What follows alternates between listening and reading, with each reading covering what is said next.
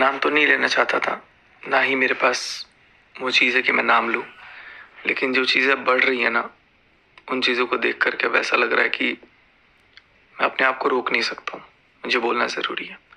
देखो, इस पहली बात की जो भी कंट्रोवर्सी हुई, ये सारी कंट्रोवर्सी यूं कल समझ लो आप कि सब झूठी है। इस कंट्रोवर्सी का सिर्फ एकमात्र मकसद ये था कि नेहा की शादी, आज मैं नाम ले रहा हूँ, मुझे नहीं पता कि इसके बाद क्या सरकमस्टांसेस होंगे। ये सारी कंट्रोवर्सी जो है वो झूठी है, बिल्कुल बेफिजूल है, और इसका सिर्फ एकमात्र उद्देश्य था नेहा की शादी टूटना, तोड़ना। और इसके अलावा एक और उद्देश्य है कि नेहा की शादी जब जब हो कहीं, तब कुछ ऐसा पंगा कर देना जिससे उसकी शादी कहीं ना हो। कि ये सारी बातें, जो भी चीज़ें हुई, ये मुझे ऐसा बोला गया था कि ऐसा ऐसा कर, ऐसा हो जाएगा, ऐसा करो, ऐसा हो जाएगा।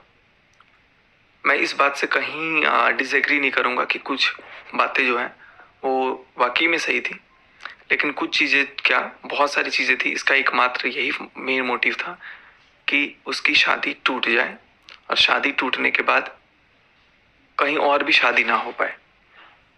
अब मुझे ये समझ में नहीं आया। देखो, मैं क्लियर कट बता दूं कि मेरे मन में सबसे पहली बात कि जो ये चीज़ें शुरू हुई, ये चीज़ें हुई सगाई के दिन से, जब मैं भोपाल गया। और जब मैं भोपाल गया तो वहाँ पे मेरे साथ जो बिहेव हुआ, जो बर्ताव हुआ, वो वाकई में मेरे साथ बहुत बुरा हुआ। और उसका कहीं ना कहीं आप यूं समझ लो कि एक मन में बदले का भावना था। कुछ दिन तक मैं सहा, कुछ दिन तक चीज़ें ठीक भी थी, और जैसे जैसे एक महीना गुजरा, 6 अक्टूबर को सगाई होती है, 7 नवंबर को पहली वीडियो आती है जिसमें मैं बताता हूँ पूरे 1 महीने बाद कि भोपाल में मेरे साथ क्या हुआ था। और उस टाइम पे मैं एक कम्युनिटी डालता हूँ, और उस कम्युनिटी के खिलाफ मुझे गालियाँ सुनने को मिलती है, और उसके बाद से मेरा पारा चढ़ जाता है। क्योंकि मुझे ये लगता है यार कि मैं इतना इतना सब, मुझे ये लगा था कि मैं इतना सब कुछ किया, इतना सब कुछ किया, और आज मेरी वैल्यू इतनी कम हो गई कि कोई तीसरा अगर जिंदगी में आ गया तो उसकी वैल्यू ज़्यादा हो रही है, और मेरे को ही गाली दे दिया जा रहा है। तो ये चीज़ें कहीं ना कहीं मेरे बर्दाश्त के बाहर थी। मुझे ये चीज़ बोलना पड़ा, और मेरे से होता क्या है मैं आपको क्लियर कट बताता हूँ। और ये जो चाहने वाला है ना इंसान, वो उसका बहुत करीबी है, और मेरे सर के तोड़ना है, ये चीज़ें ऐसी करनी है। मैं अब किसी का नाम मेंशन नहीं करूँगा, ऑफलाइन में वो चीज़ें बता चुका हूँ, और मैं अब ना मैं किसी का नाम मेंशन करूँगा। लेकिन कहीं ना कहीं देखो, कोई भी बात का प्रूफ नहीं है, जो भी बात है वो जुबानी है। आप बोलोगे व्हाट्सएप का, तो वो सेम चैट मैं किसी और के नाम से भी दिखा सकता हूँ, किसी और नंबर से भी दिखा सकता था। अब तो मैंने क्लियर कर दिया, हालांकि मेरे पास रिकॉर्डिंग है। बट इसीलिए शायद व्हाट्सएप का भी ना कहीं कोई वैल्यू नहीं होता प्रूफ में। हाँ, लेकिन रिकॉर्डिंग्स मेरे पास हैं, हालांकि उसको भी मान्य नहीं माना जाता है, बट वो भी मेरे पास हैं जो ये प्रूफ कर देंगे कि ये सब कुछ इंटेंशनली करवाया गया है।